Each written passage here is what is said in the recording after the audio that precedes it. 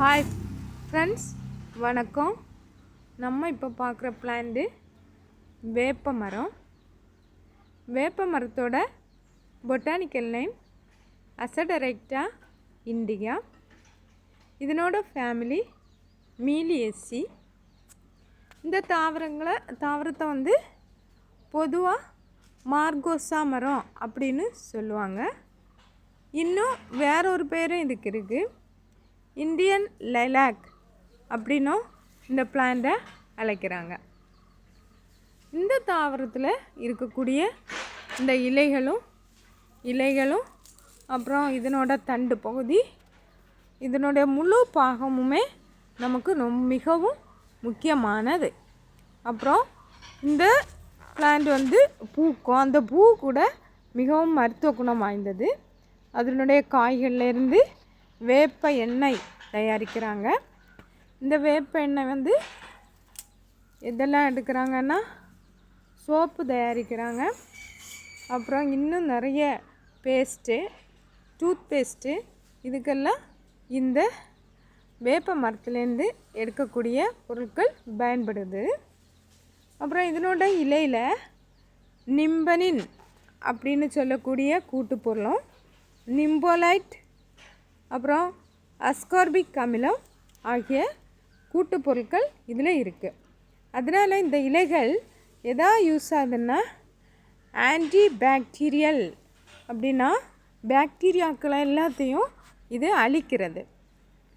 இந்த chicken box, small box இதெல்லாம் வரவங்க இந்த வேப்பிலையை அதிகமாக அவங்க படுக்கிற இடம், நடக்கிற இடம் எல்லா இடத்துலையுமா இதை என்ன செய்வாங்கன்னா உபயோகப்படுத்துவாங்க. ஏன்னா இது அவ்வளவு பாக்டீரியாக்கள், நுண்ணுயிர்களை அழிக்கக்கூடிய தன்மை உடையது.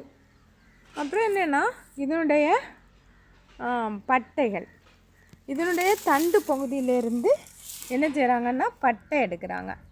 இந்த தண்டு பகுதியிலேருந்து எடுக்கக்கூடிய பட்டையில் சர்க்கரை, புரோட்டீன், அமினோ அமிலங்கள், அப்புறம் எண்ணெய் பொருட்கள் எல்லாமே இந்த தண்டு பகுதியில் இருக்குது. அதனை பயன்படுத்தி நிறைய மருந்துகள் தயாரிக்கிறாங்க. அப்புறம் நிறைய பற்கள் சம்மந்தப்பட்ட டூத் பேஸ்ட்டுகள், இதுக்கெல்லாம் இதில் இந்த பட்டையில் இருக்கக்கூடிய பொருட்களை பயன்படுத்துகிறாங்க. அப்புறம் இதுலேருந்து என்ன செய்கிறாங்கன்னா வேப்பெண்ணெய் தயாரிக்கிறாங்க. இந்த வேப்பெண்ணெய் வந்து நல்ல பூச்சிக்கொல்லி மருந்தாக பயன்படுது. தாவரங்களில் தெளிக்கும் போது அதில் இருக்கக்கூடிய நுண்ணுயிர்கள் எல்லாம் அழியக்கூடிய தன்மையுடையது. இதுலேருந்து என்ன செய்கிறாங்கன்னா கேக்கு, இதுலேருந்து வரக்கூடிய புண்ணாக்கு, வேப்பம் புண்ணாக்கு நிலத்தில் என்ன ஆகுதுன்னா ஃபெர்டிலைசராக, உரமாக பயன்படுது.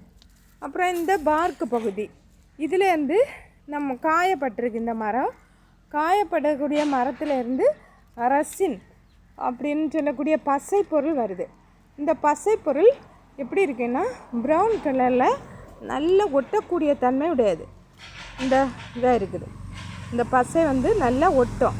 இந்த முன்னாலெல்லாம் நான் சின்ன வயசில் இருக்கும்போது இதை வந்து தான் என்ன செய்வாங்கன்னா நோட்டு கிழிஞ்சிச்சேன்னா இதை எடுத்து ஒட்டுவாங்க. அந்த பேப்பர்ஸ் எல்லாம் ஒட்டுவாங்க. இப்போ வந்து நிறைய பசை பொருட்கள், பெட்ரோலிய கழிவு பொருட்கள் எல்லாமே பசையாக உபயோகப்படுத்துறதுனால இதெல்லாம் நம்ம கண்டுக்கிறதே கிடையாது. இது வந்து நல்ல கரையக்கூடிய தன்மையுடையது. தண்ணியில் நம்ம கரைச்சேன்னா இந்த பசை வந்து கரையும். இது வந்து மரத்தில் காயம்படும்போது இந்த பசை என்ன ஆகுன்னா வெளியேறும். இந்த பசையை நம்ம ஒட்டு பொருளாக முற்காலத்தில் நம்ம பயன்படுத்தி இருக்கிறோம். அப்புறம் இந்த பிளான்ட்டோட தண்டு பகுதி ரொம்ப ஸ்ட்ராங்கானது. இது வந்து மரச்சாமான்கள் செய்கிறதுக்கு, ஃபர்னிச்சர்ஸ் எல்லாம் செய்கிறதுக்கு உபயோகப்படுது. தேங்க்ஸ்.